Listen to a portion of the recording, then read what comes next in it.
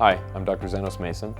I'm a neurologist and movement disorder specialist at the USC Deep Brain Stimulation Center, which is part of Keck Medicine of USC. Our team is guided first and foremost by the patient's needs. And as one part of that philosophy, we're at the forefront of device technology with extensive hands-on experience in deploying these innovative cutting-edge therapies. After a patient's implant procedure, there are many strategies and technological tools to ensure the DBS programming is fully optimized. There are three key technologies we use here at Keck Medicine.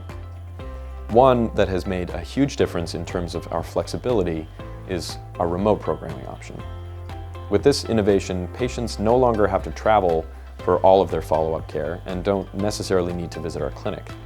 Instead, we can connect with the patient via video chat using a secure, HIPAA-compliant portal and safely fine-tune the DBS remotely. Another major advancement is image-guided programming. Using standard clinical imaging tools like CT and MRI, we are now able to create a detailed, three-dimensional model of the patient's specific brain anatomy. This helps us to be even more precise and pinpoint the exact spot in the patient's brain where stimulation will be most effective or least likely to cause side effects. We also use DBS devices which record brain cell activity. This valuable data helps us adjust stimulation in response to brain activity biomarkers. This technology is called adaptive stimulation, and it has the potential to improve efficacy and to reduce side effects and to improve the DBS device's battery life.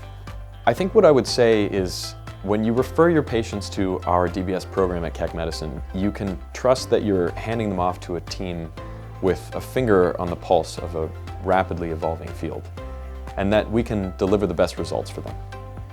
Thank you.